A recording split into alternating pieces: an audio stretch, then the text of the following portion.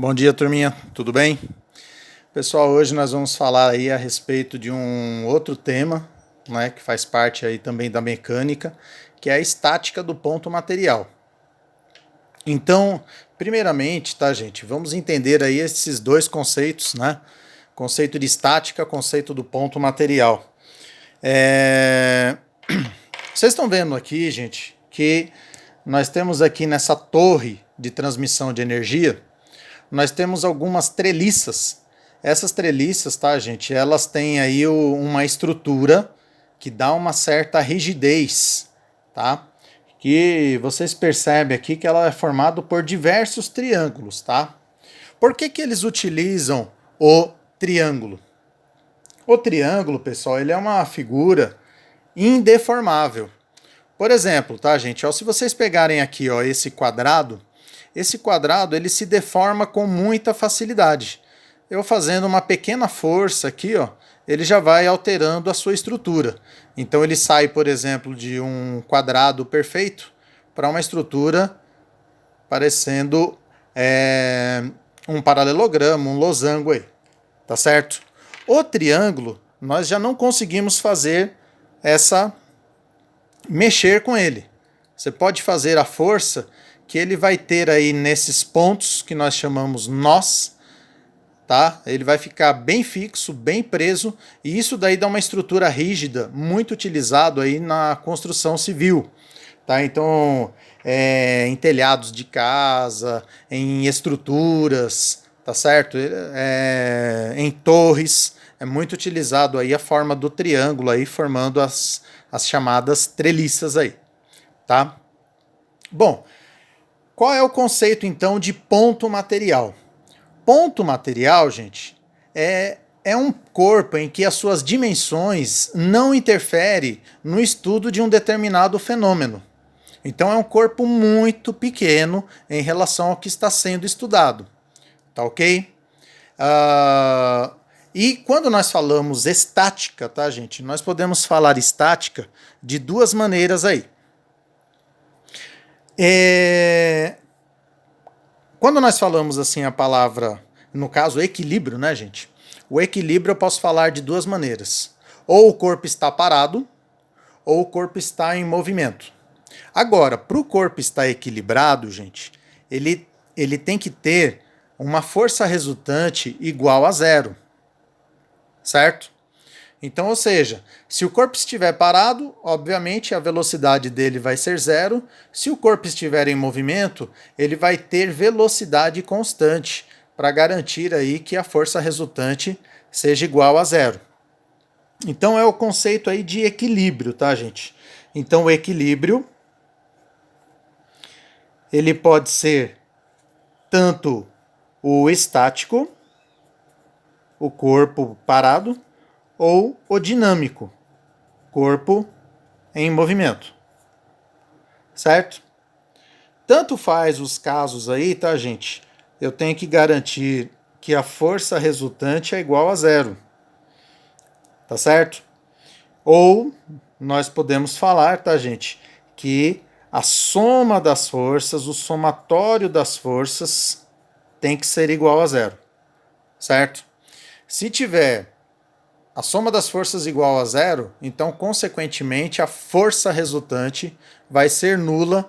Eu digo que esse corpo está equilíbrio, tá certo? Ele está equilibrado aí, tá bom? Pessoal, vamos ver aí as condições de equilíbrio. Como é que eu faço?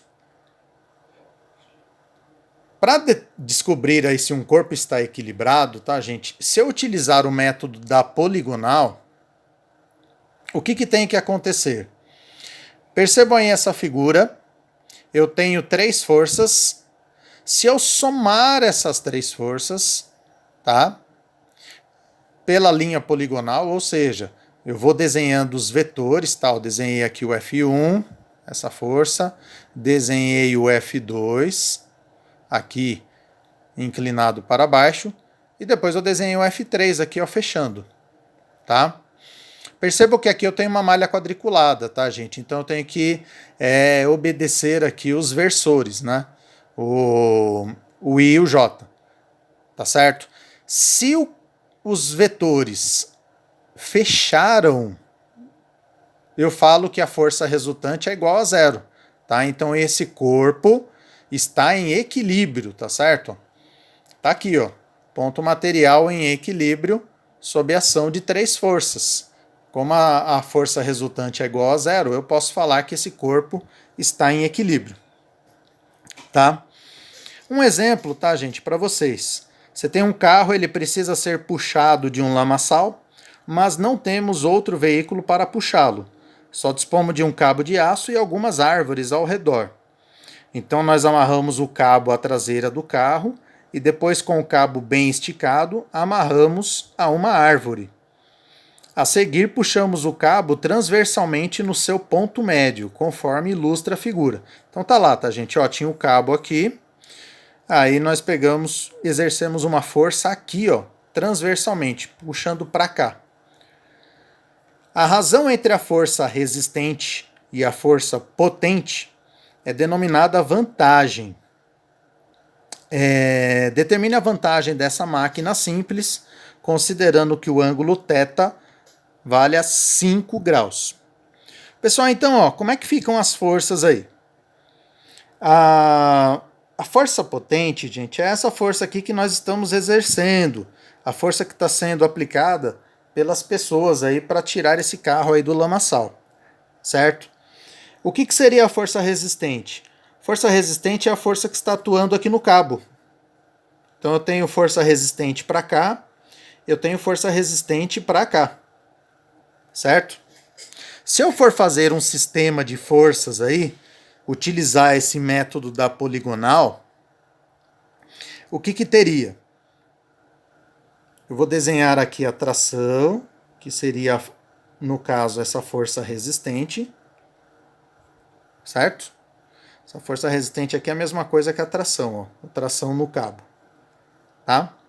Então eu vou desenhar aqui a tração, vou desenhar aqui a força potente para baixo,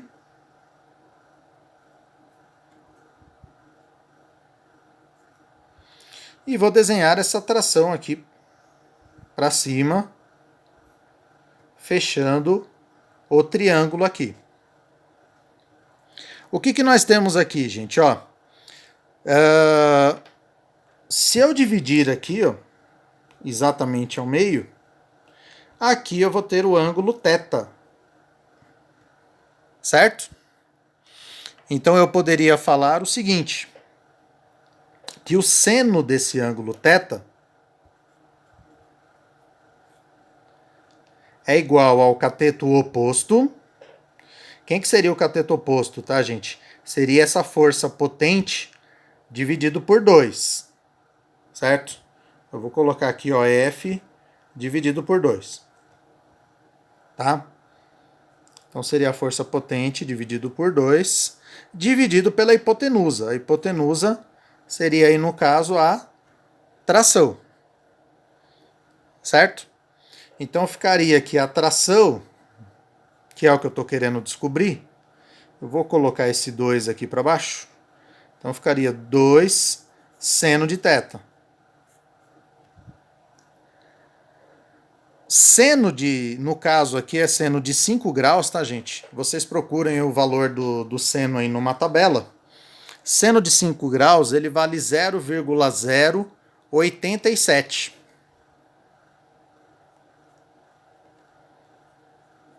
Então ficaria 2 vezes 0,087.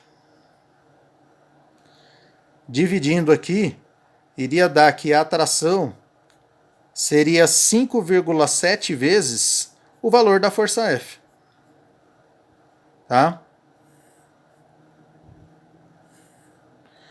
Ou seja, pessoal, a vantagem mecânica aqui, ó, a vantagem desse sistema seria você multiplicar a força que está atuando no carro por 5,7 vezes aí a força que você está exercendo, tá? Então uma vantagem aí considerável, né, gente? Com certeza ficaria mais fácil de fazer a movimentação aí desse corpo. Tá ok? Pessoal, Continuando, agora eu vou falar para vocês do método das componentes vetoriais. Pessoal, componentes vetoriais seria nós fazermos aí a decomposição aí das forças. Tá? Então, ou seja, eu tenho duas forças aí que estão inclinadas, que é a força F1 e a força F2. Então, o que eu poderia fazer? Eu poderia fazer a decomposição delas. Então, eu pegaria aqui, ó, o F1, eu faria o F1x e o F1y. Aqui.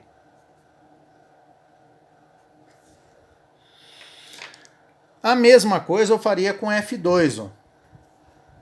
Traz aqui o F2x e o F2y.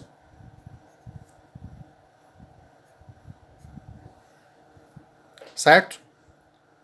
Pessoal, lembrando, tá, gente? Quando você faz essa decomposição, esquece o valor aí do F1 do F2. Você vai trabalhar só com esses valores, tá? Só com F1x, F1y, F2x, F2y. Então, ó, pensando aqui no eixo x, para eu ter o equilíbrio, pessoal, ó, a soma das forças aqui do eixo x tem que ser igual a zero. Ou seja, se eu somar o F1x, ele tem que ter o mesmo valor do F2x para um anular o outro, certo? Então, ou seja, eu somando o F1x mais o F2x, isso daqui tem que ser igual a zero. Então, ou seja, essas duas forças aí teriam que ser iguais. Tá ok? Considerando aí negativo sentido contrário, tá certo? Então, ou seja, se eu pegar, ó, F1, como é que eu determino o F1x? Seria F1 cosseno de alfa mais o F2 cosseno de beta. Isso daí teria que ser igual a zero. Ok? Considere, né, a força, tá, gente, que está atuando no sentido contrário negativo, tá? Então esse sinal aqui acaba ficando aqui menos, certo? Pessoal, a soma das forças em Y. Isso daqui também tem que ser igual a zero. Tá certo? Então, ou seja, eu tenho duas forças para cima e uma força F3 para baixo. Então, se eu somar o F1y mais o F2y menos o F3 que atua para baixo, isso daqui teria que ser igual a zero. Então, ficaria F1 seno de beta, aliás, seno de alfa, F2 seno de beta, menos o F3, isso daqui teria que ser igual a zero. Tá? Se acontecer isso, gente, eu estou garantindo que esse corpo vai estar em equilíbrio. Tá certo? Nós podemos utilizar também o método dos versores. O que seria aí fazer o método dos versores? Versores, pessoal, na horizontal I, desculpe, e na vertical J.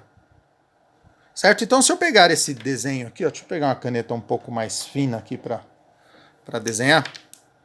Se eu pegar esse vetor F1, ó, traz ele aqui para a horizontal. Então, quantas unidades eu tenho na horizontal? O F1 tem 4 unidades na horizontal, ou seja, 4i. Quantas unidades ele tem na vertical? Traz para cá. Tá aqui o F1y. Ele tem 2, 4, 6, 8, 10 unidades na vertical. Então, 10J. E aí você vai fazendo isso com todos os vetores, tá? O F2 ele tem 4 unidades na horizontal. nenhuma unidade na vertical, certo? F3, pessoal, 3 para baixo, 3 para a direita. Quando é para baixo, lembrando, né, gente? Nós já vimos esse conteúdo. Para a direita, eu vou considerar positivo, certo? 3i. Agora, quando eu tenho 3 unidades para baixo, eu tenho que considerar negativo. Então, menos 3j. Certo? E por último, o F4. O F4, eu tenho 4 unidades para baixo. Então, menos 4j. Certo? E 2, 4, 6, 7 unidades para a esquerda. Para a esquerda eu tenho que colocar negativo.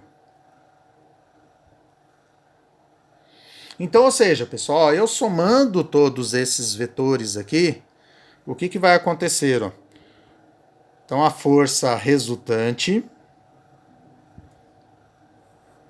vamos somar todos aqui. Então, vai dar 10 menos 7 vai dar 3j, positivo.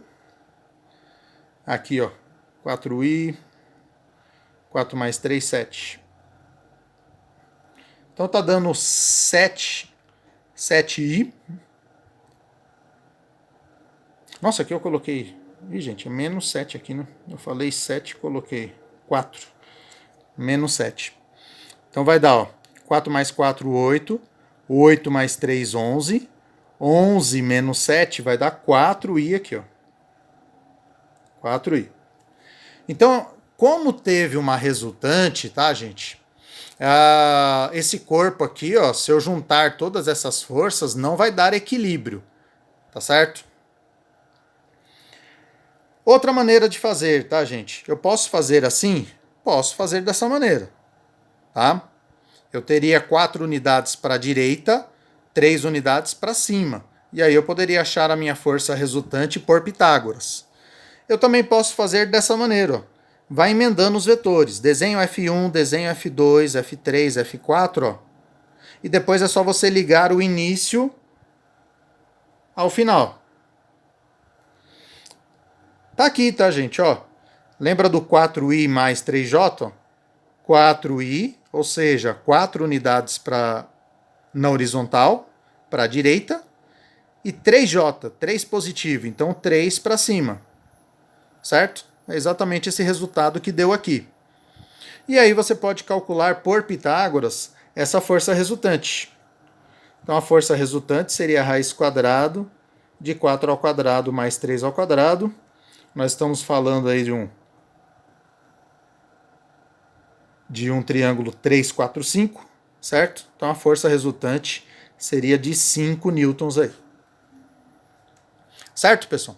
Então tanto faz vocês utilizarem os versores ou vocês utilizarem emendando os polígonos aí, as retas, desculpem, os vetores, para fazer pelo método do polígono. Certo? Pessoal,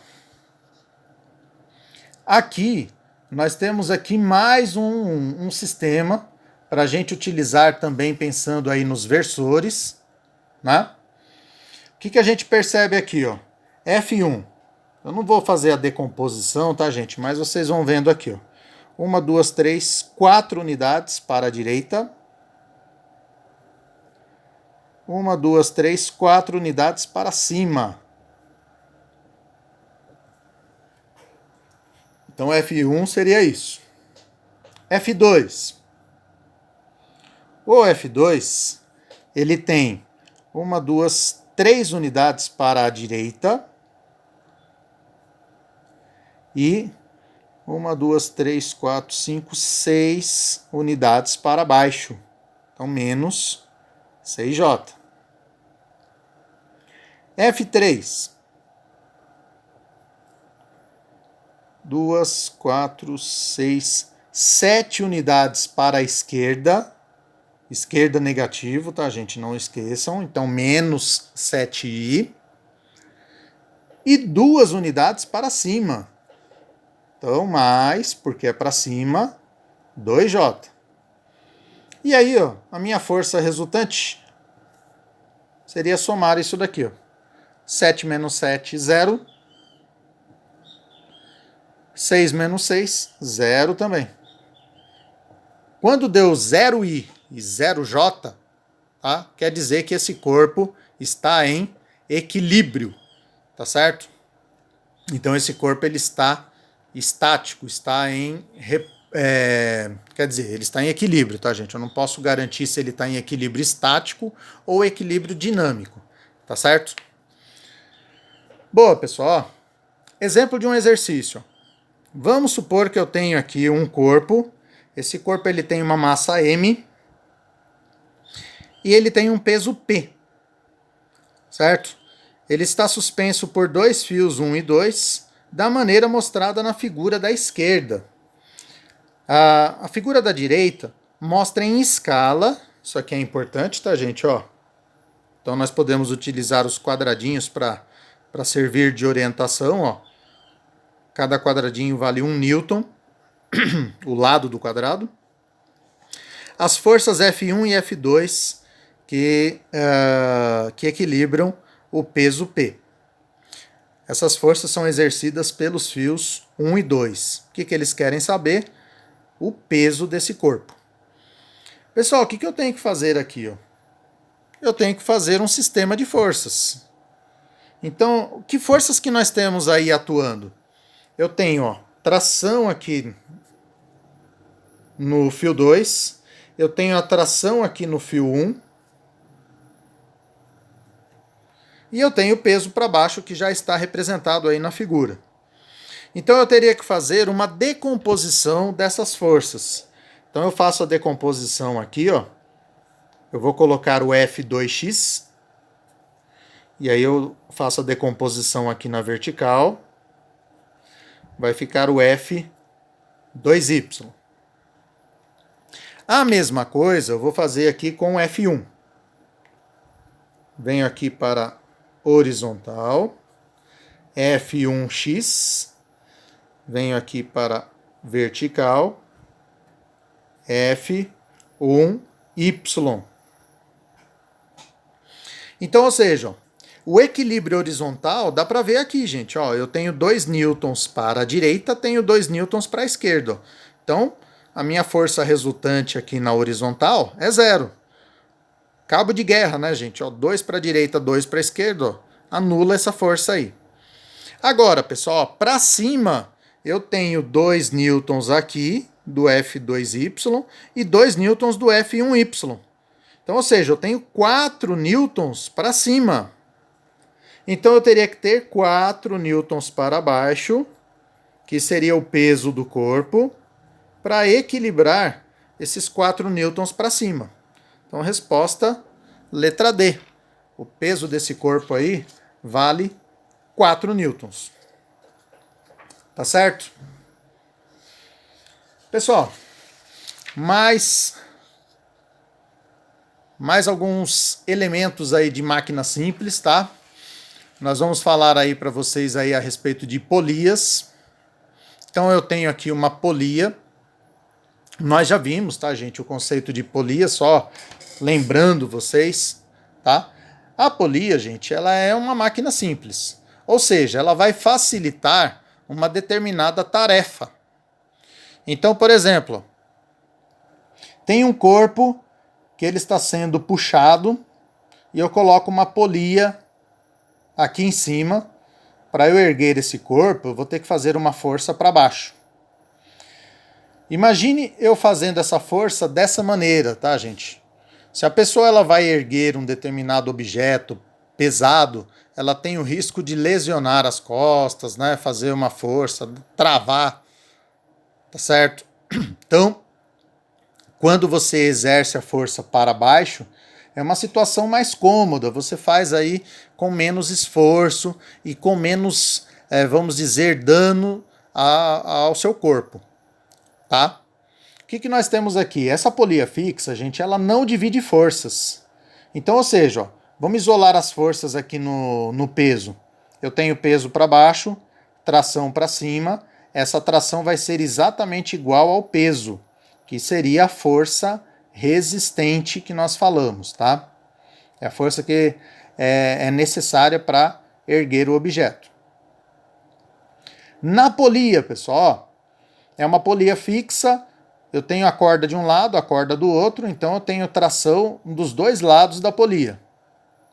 Na mão da pessoa, então eu tenho, como ela está puxando a corda, ela tem aí a tração, e essa tração aí vai ser igual à força potente. Então, ou seja, pessoal, se a tração é igual à força potente e a tração é igual à força resistente, então a força que essa pessoa está fazendo é exatamente igual ao peso do objeto. Tá certo? Então não vai facilitar, não vai dividir forças, tá? Simplesmente ela vai dar aí um cômodo. Vai ser mais cômodo puxar esse objeto aí dessa maneira, tá?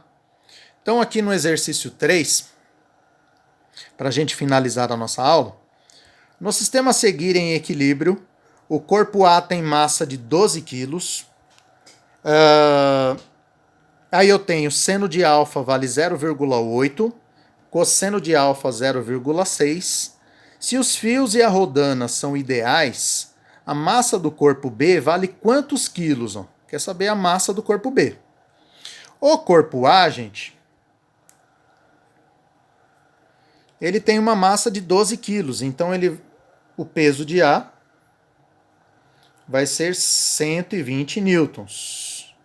Peso de B, eu não sei. Tá? Exatamente aí o que nós temos que descobrir.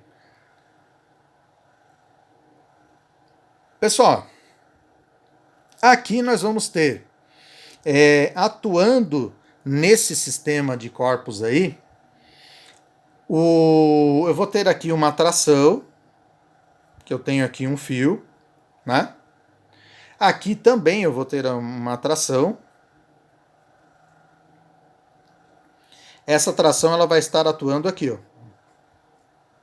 Essa tração, pessoal, ela vai ser igual ao peso de B, tá? Então aqui eu vou ter uma tração que é igual ao peso de B. Aqui eu também vou ter a tração, só que nesse caso, nesse fio, a tração vai ser igual ao peso de A.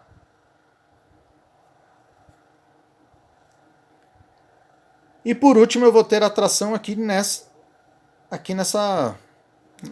corda aqui, tá? Essa tração, gente, como ela está inclinada, seria melhor a gente decompor, colocar aqui, ó, TY e TX, certo? Esse ângulo alfa aqui em cima, ele vai ser o mesmo atuando aqui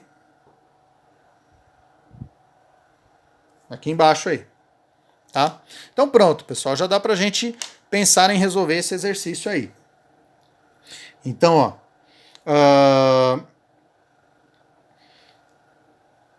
eu tenho que, para esse sistema ele estar equilibrado, o que eu tenho que garantir? Ó? Que o TY tem que ser igual ao peso de A e o TX tem que ser igual ao peso de B. Tá? Então vai lá. TX igual ao peso de B e o TY igual ao peso de A. Quem que é o TX? Como é que eu posso determinar? O TX, gente, ele seria T. Ele está aqui no cateto adjacente, né, gente, do ângulo. Então o TX ele seria T cosseno de alfa.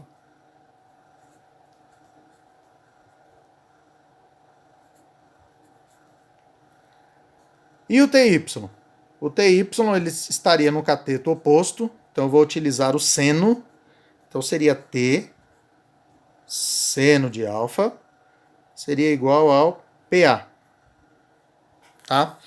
Se eu isolar o T nas duas equações, gente, ficaria assim, ó. T é igual a peso de B sobre cosseno de alfa.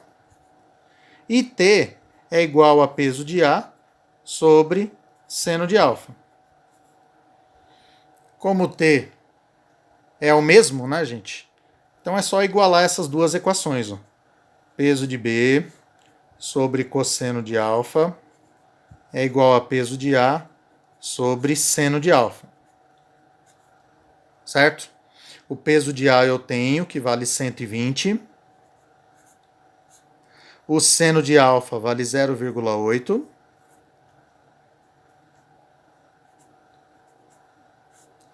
Cosseno de alfa vale 0,6. Tá? Então, o que vai dar, pessoal? 0,6 vezes 120 vai dar 72. 72 dividido por 0,8